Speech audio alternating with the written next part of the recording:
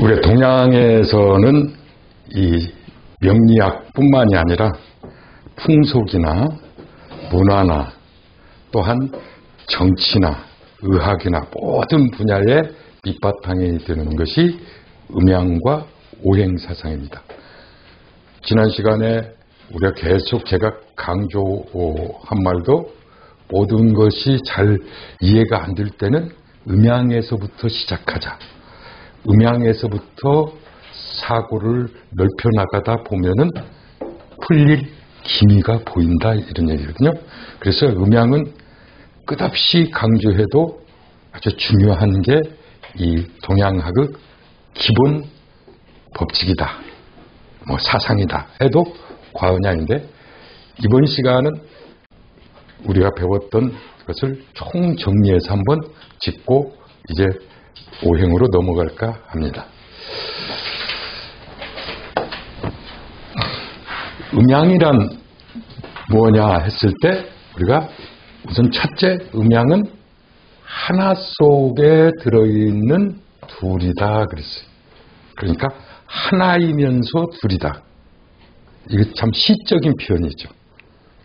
하나 속에 둘로 나누어져 있는 것 같지만 실제로는 또 하나이다 이런 얘기입니다. 이게 음양을 대변해 주는 말이다. 음양이란 우주 대자연의 모습과 운동을 두 단계로 나눠 놓은 것이다. 그래서 자연의 모습을 그 보이는 대로 구분을 해서 예를 들어서 하늘이 양이라면 땅이 음이다. 그랬죠? 불이 양이라면 물이 음이다. 이렇게 보이는 모습대로 그것을 구분할 수도 있고 우리가 공부한 대로 운동하는 그 성질에 따라서도 음양을 구분할 수 있다. 즉 아래에서 위로 솟구치는 운동이 있는가 하면 위에서 아래로 뚝 떨어지는 운동이 있다. 이거 역시 구분이 뭐다? 음양이다.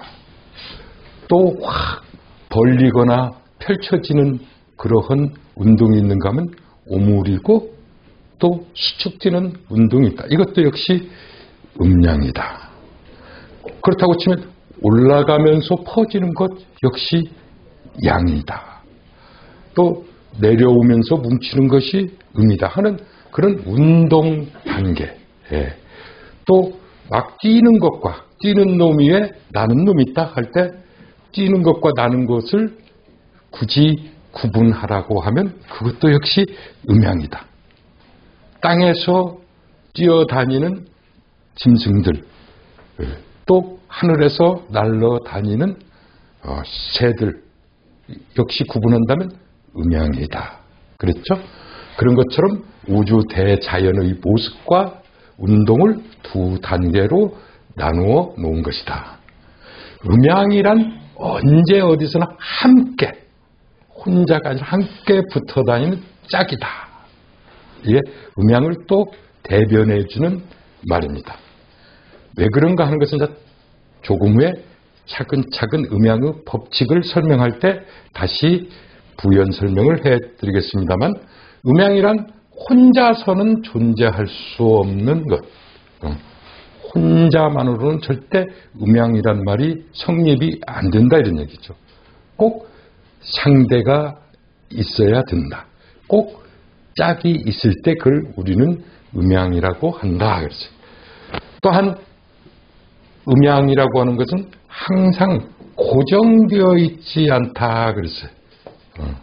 굳어 있거나 너는 한번 양이니까 끝까지 양 이런 것은 없다. 우리가 가장 쉽게 흔히 하는 말로 양지가 음지되고 음지가 양지되고 정치적으로는 야당이 여당되고 여당이 야당되고 이런 것처럼 음양은 고정되어 있지 않고 끊임없이 변화한다.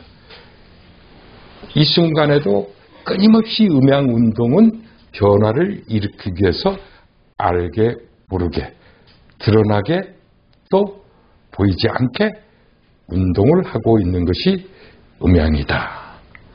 삼남한상은 자연스럽게 음양의 조화를 이루면서 생명력을 지니게 된다.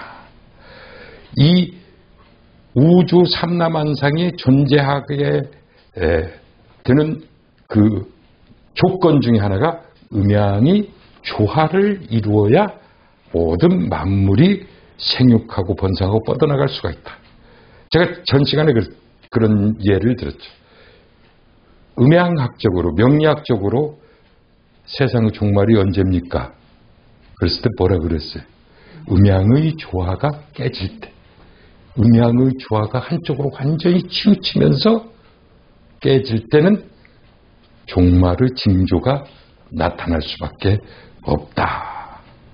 요즘 코로나19 때문에 엄청난 지금 일상의 변화가 오고 있는데 이 또한 음양의 조화가 깨진 데서 찾아볼 수가 있어요. 여기서 이제 너무 깊게 들어가면은 또 여러 가지 또 가설이라든지 법칙을 들이대야 하기 때문에 줄이겠습니다만, 그러나 삼라만상은 자연스럽게 음양의 조화를 이룰 수 있도록 또 생명력을 가질 수 있도록 다 조물주께서 만들어놨어요. 오늘 뉴스에 보니까 그 확진을 받은 그런 환자들 중에 25명을 실험을 했는데 거기에 항체가 생겼다는 거 아닙니까? 그게 이제 음이 와서 양기, 이 살이라든지 바이러스라든지 암이라든지 이런 존재는 전부 음으로 보시면 돼요. 그것과 대항하는 항체, 이거는 양이에요. 이게 바이러스와 그 항체와 지금 싸움에서 현재는 바이러스가 이기는 것 같지만 자연스럽게 말 그대로 양에 해당하는 항체가 형성이 돼요. 근데 그 중에서는 이제 워낙 음기가 강하게 작동하다 보니까 그걸 못 이기고 유명을 달리하는 분들 있죠. 어떤 분들이 주로 많이 그래요. 양기가 부족한 사람들. 그게 뭡니까? 노인들, 어린아이나 청년들 걱정 많잖아요. 사실 너무 그러니까 까불어대고 뭐 무슨 클럽에 가고 그냥 자기들 안 걸린다 이렇게 생각하고 하는데, 또 어제인가 뉴스에 신생아가 엄마보다 엄청난 몇 배의 그 바이러스를 가지고 있음에도 불구하고 모유로서 다 이겨냈단 말이에요. 제가 지난번 강의에서도 얘기했습니다만 조물주께서, 하느님께서 우리 인간을 만들 때 완벽하게 만들어줘요. 어린아이 그 신생아는. 그래서 모든 신생아의 그 상태를 그대로 유지할 수 있으면 정말 건강해요. 잠자는 것도 그렇고. 우선 아이들 가장 특징이 뭡니까 하면은 먹으면 자고 그리고 싸고 그것밖에 별 크게 활동하는 게 없다. 먹고 자고 또 먹는 것과 싸는 것, 이게 음양이잖아요. 또 꼼지락거리고 깨어서 꼼지락거리다가 또 자는 것, 이것도 음양이잖아요. 아이들 보면은 자는 시간이나 깨어있는 시간하고 똑같아요. 거의 비슷하다 이렇게 보면 돼. 그 음양이 조화를 이루고 있는 거예요. 먹은 만큼 또 다 싸요. 그런데 우리가 그렇게 애들처럼 계속 먹고 자고 놀수니까 활동해야지. 하루에도 뭐 이 15시간씩 활동하고 잠은 겨우 서너 시간 자고. 저도 지금 음양의 조화가 깨지려고 하고 있는 거예요. 지금 오늘도 새벽까지 이렇게 날 새고 와서 1시간 자고, 물론 어제 조금 낮잠을 이제 자뒀으니까. 근데 그 음양의 조화가 깨지기 때문에 그런 음기가 부족한 거죠. 활동은 많이 하고 푹 쉬고 자는 것이 음기란 말이에요. 근데 너무 양적인 활동에 치우치다 보니까 이건 또 음양의 조화가 깨지는 거고, 너무 활동을 또 못하고 노인들을 하다 보니까 양기가 부족하고, 이런 것처럼 음양의 조화가 자연스럽게 이루어지면서 생명력을 유지하기 때문에 이 동양에서는 모든 것을 이 음양의 눈으로 바라봐야 제대로 이해할 수 있고 제대로 판단할 수 있다. 그래서 음양이 아주 중요하다고 제가 수도 없이 강조를 하는데, 그런 음양의 그 특성 중에 보면은 우리가 가장 음양의 특성적인 것을 정신 그러면 물질, 생 그러면 사, 움직이는 동 그러면 멈춰 있는 정, 이러한 것을 주로 강조를 했습니다만, 그보다도 앞으로 우리가 이 명리학 공부뿐만이 아니라 모든 사물을 궁구할 때, 모든 일을 처리할 때 꼭 생각해보고 해야 될 그러한 음양 사상이 있다고 치면 형과 상이다. 그렇지. 형과 상이다. 형은 말 그대로 오감으로 느낄 수 있는 것이 형이에요. 눈으로 보이는 것, 귀로 들리는 것, 이 촉각으로 느끼는 것, 다 이게 형이에요. 아, 차구나, 덥구나, 아, 먹구름이 꼈구나. 그런데 우리 먹구름이 꼈다 그러면 거기서 무엇을 읽어냅니까? 아, 곧 있으면 비가 올 것 같다. 그죠? 구름에서 비를 우리가 불러내는 거죠. 비를 연상시켜서 그 먹구름과 비와 함께 매치를 시키는 거죠. 이 형이라고 하는 것은 앞서 말한 대로 오감으로 느낄 수 있는 감각적인 거고, 실제 모습이 눈에 보이든 손에 잡히든 형태가 있는 거다. 그래서 즉 우리가 형은 좀 쉽게 표현한다면 물질적인 것이 형이다. 그에 비해서 상이라고 하는 것은 오감으로는 확인할 수가 없는데 분명히 존재하는 것이 상이다. 그랬어요. 보이지는 않지만 우리가 뭔가 느낄 수 있고 뭔가 생각을 통해서 깨달을 수 있게 하는 것이 상이다. 이렇게 생각하시면 됩니다. 그래서 상은 관념적이고 무형이다. 형태가 없는 거나 마찬가지인데, 즉 이것을 음양적으로 본다면 정신이 보입니까? 아니죠. 그런데 우리가 사람 보면 멍하니, 요새 멍때리기라고 하죠. 눈동자가 풀려서 뻥하니 저희 정신 나간 놈이네, 정신 빠졌네, 이렇게 얘기죠. 그 모습을 보고 거기에서 우리가 읽어내는 거죠. 그게 상이다 이런데, 형이라고 하는 것은 현실적으로 드러난 것. 상은 어떤 면에서 이상적이다.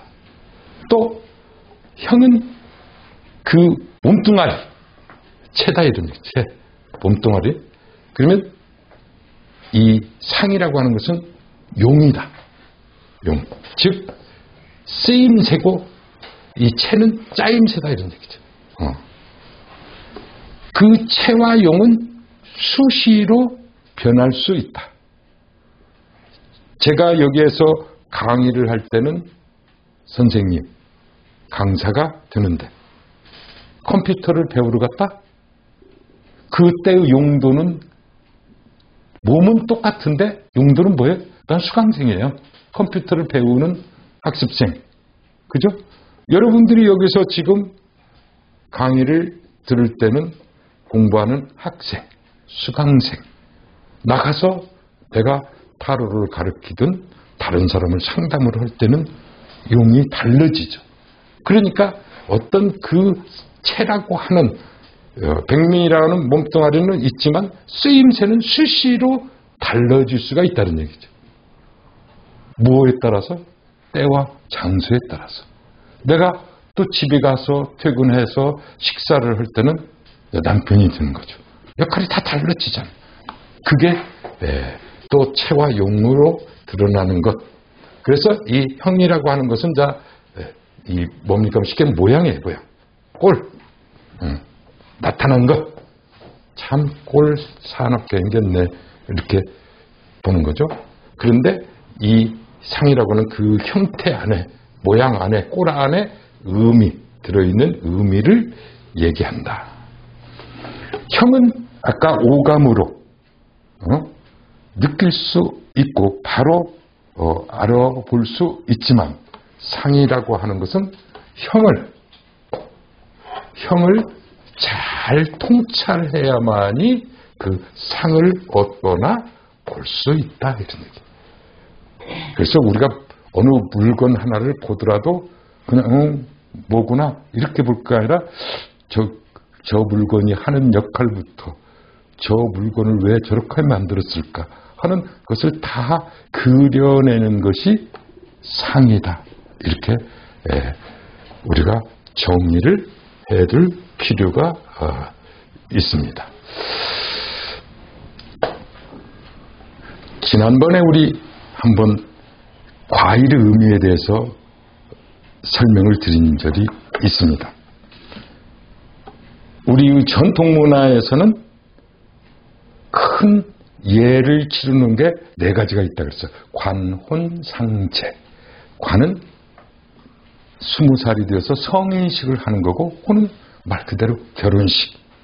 그 다음에 상은 우리가 세상을 다했을 때 부모님이든 가까운 친척이든 돌아가신 것을 상예를 치른다 그러죠.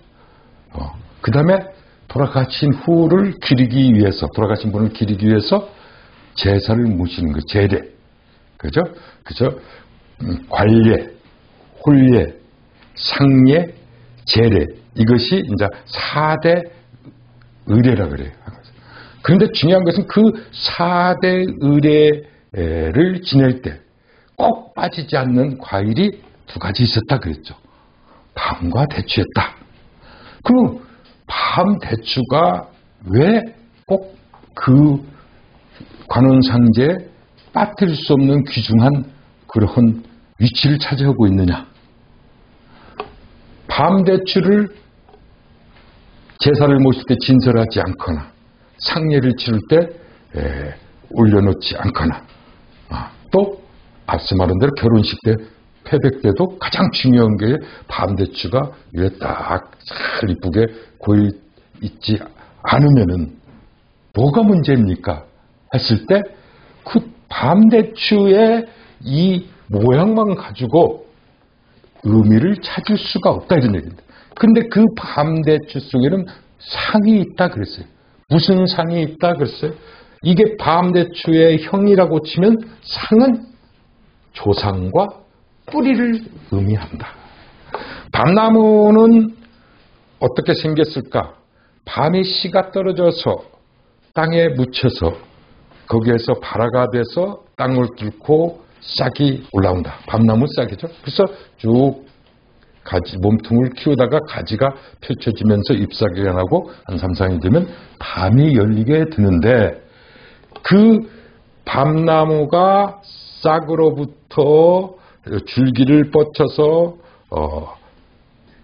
열매, 즉 토실토실한 밤을 생산하기까지 그 땅 밑에, 이 땅 밑에 있는 밤은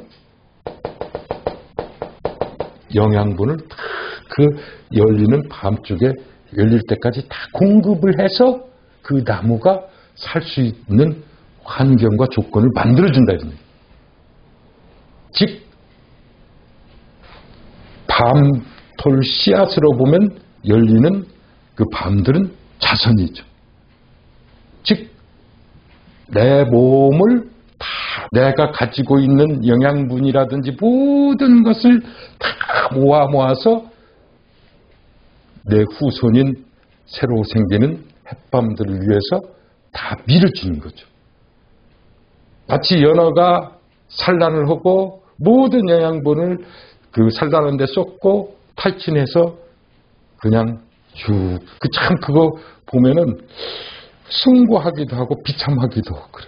그냥 힘이 없어. 그 다큐멘터리 보면 그냥 헐떡헐떡 쭉 이렇게 가는 모습이 보이지 않는 이 식물의 세계에서도 마찬가지다.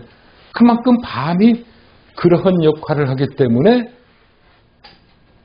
우리의 조상, 내가 있기까지, 예? 부모님도 계시지만 부모님의 부모님, 할아버지, 증조할아버지, 고조할아버지, 선조들이 있었기 때문에 우리가 계속 이렇게 연이어서 이 삶을 유지할 수 있다. 그러한 조상과 뿌리를 생각하면서 조상을 잘 섬기라. 이런 뜻이 담겨 있다. 근데 밤토를 보고 누가 조상을 생각하는 사람이 얼마나 있겠어요? 대추는 말 그대로 늦여름에 아주 조그만 안개꽃 같은 조그만 하얀 꽃을 피우는데 아주 연약하게 보이는 그 대추꽃이 엄청 피어요.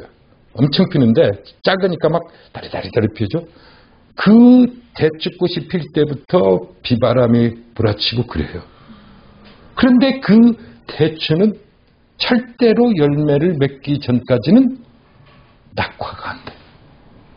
꽃이라고 하는 것은 열매를 맺기 위해서 있는 거 아니겠어요? 그래서 자기의 임무를 다 하기 위해서 조그마한 그 대추알이 맺어놓고 조금 크다가 바람이 휘몰아치면 뚝 떨어지긴 해도 절대 꽃 자체로 꺾이거나 떨어지질 않아요. 아주 바람만 불어도 씩 떨어지는 꽃잎들, 정말 허망한 꽃잎들 많아요. 어느 날 갑자기 보니까 그냥 아침에 자고 일어나니까 하나도 꽃잎이 없을 때 정말 허망한 꽃을 한번 본 적이 있어요. 언제까지만 해도 확 피었던 꽃이. 그런데 이 대추꽃은 그러지 않는다. 그만큼 뭔가 자기가 생산하고 번창시키고, 이 말은 자손들이나 재물이나 이런 것을 잘 번창시키라는 그 상이 대추 속에 들어있기 때문에 우리가 앞서 말한 관운상제, 인생에서 가장 중요한 그 예식 때는 꼭 그 두 가지를 차려놓고 그 의미를 생각하는 거죠. 그만큼 우리 조상들은 통찰력이라면 통찰력이고 상에 대한 관념이 아주 깊숙이 여러 가지 면에서 자리 잡고 있는 아주 현명한 그런 민족이다. 이렇게 생각을 해요. 그저 그 보이는 사물 그 자체가 아니라 그 사물 속에 다 담겨 있는 뜻이 있어요. 흔히 말하는 대로 사물놀이, 북, 장고, 꽹가리, 징, 이 사물놀이 속에도 음양오행이 다 담겨 있어요. 소리에서부터 그 울림까지 다 높은 소리, 낮은 소리, 또 가슴을 우웅하고 파괴했습니다. 또 멀리 퍼지는 소리 다 틀리죠. 그게 조화를 이루는 거예요. 그래서 사물놀이가 전혀 생소하게 듣지도 못했던 아프리카 사람이든 유럽 사람이든 그 장단이나 소리에 엄청난 매료가 되는 것은 음향의 조화를 이뤘기 때문에. 그 사물놀이에 대한 그 음양오행적인 해석만 해도 재미있는 게 많고 그것만 해도 1시간 해야 돼. 근데 지금은 이제 정리하는 의미에서 줄이고, 그만큼 우리 이 음양학에서는 형도 중요하지만 아주 상이 중요하다. 이렇게 보시기 바랍니다. 다음은 본론으로 다시 돌아가서, 그렇다고 치면 음양이라고 하는 것이 어떻게 탄생되었습니까? 어떻게 우리가 인지했습니까? 했을 때 글자풀이부터 한번 해볼 필요가 있어요. 앞으로 여러분들이 또 이 명리학 공부든 동양 철학을 공부하다 보면 저는 한자에 약해요. 뭐 너무 그렇게 겁먹을 거 없어요. 나오는 한자, 자주 쓰이는 한자 200자나 될까 싶어요. 그 200자 정도예요. 근데 그것을 모르고 외워서 쓰려고 보다 한번 언제 그 잘 쓰이는 글자만 가지고도 한번 뜻풀이라든지 이 글자가 어떻게 생겨났고 어떤 뜻을 가지고 있는지 이걸 알면 훨씬 쉽거든요. 그냥 이게 비자구나 이게 견자구나 이게 관자구나가 아니라 식간 12지도 마찬가지로 그래서 자원이라는 게 있어요. 글자의 근원, 어원, 자원 그러죠.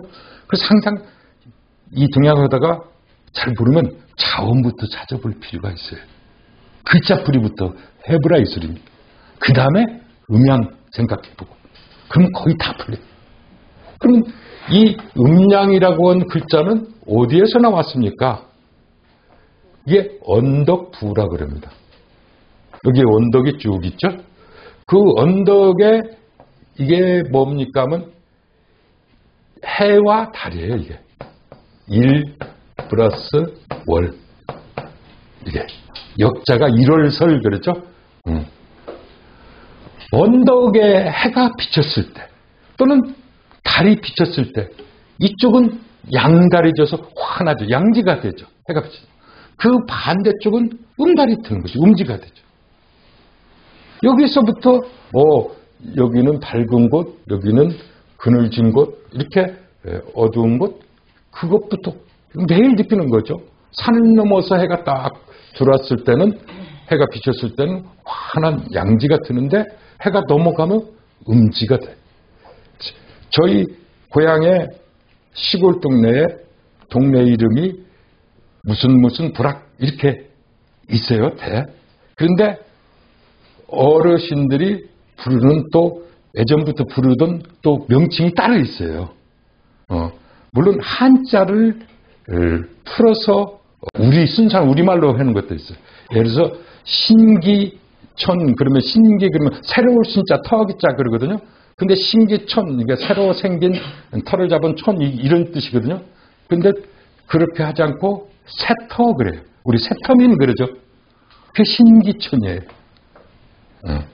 그러면 새터민 그러면 신기민 그런 소리나 마찬가지. 한자로는 그런 뜻인데 우리 옆 동네가 저희 동네는 해가 쫙 산에서 넘어와서 보면 뒤에 배산 산이 있고 앞에 저수지가 배산 임수가 잘 돼 있어서 산 넘어오면 계속 이제 그 양지가 쭉 지는데 바로 옆으로 서 있는 동네는 산 이게 언덕 등성이와 이 언덕과 기준으로 해서 우리가 부르던 이름이 있어요. 어른들이 양지뜸 그랬어요. 여기는 주로 해가 많이 들어온 잘 많이 비치는 그 너머 동네는 뭐겠어요? 음지뜸 그랬어요. 이게 살면서 저기는 밝은 곳 양지뜸이고 저는 음지뜸이 있다.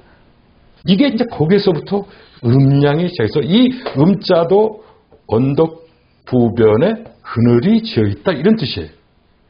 다른 뜻이 없어요. 그러니까 밝은 곳, 해와 달이 비쳐서 밝은 곳을 양이라 그러고 해와 달이 산에 또는 언덕에 물체에 가려서 그늘진 곳을 음이다 이렇게 표현한다 이런 얘기죠. 그래서 양자의 언덕 오른쪽에 있는 약은 해와 달의 밝음을 나타내는 것이고 음자의 오른쪽에 있는 이 그늘은 구름이 해를 가려서 응달진 것, 즉 그늘을 나타내는 글자다. 그래서 말 그대로 밝은 곳과 어두운 곳, 해가 비치는 곳과 그늘진 곳, 여기에서부터 음양이 출발했는데 이것은 상이죠. 저 보니까 양지는 해 밝으네. 그러나 이 음양이 엄청나게 그 형에서 음양이라고 하는 이 형에서 상을 우리가 생각하는 거고 우리 선조들이 생각한 거죠. 그걸 공부하는 거죠. 음양의 글자 풀이다 이렇게 봅니다.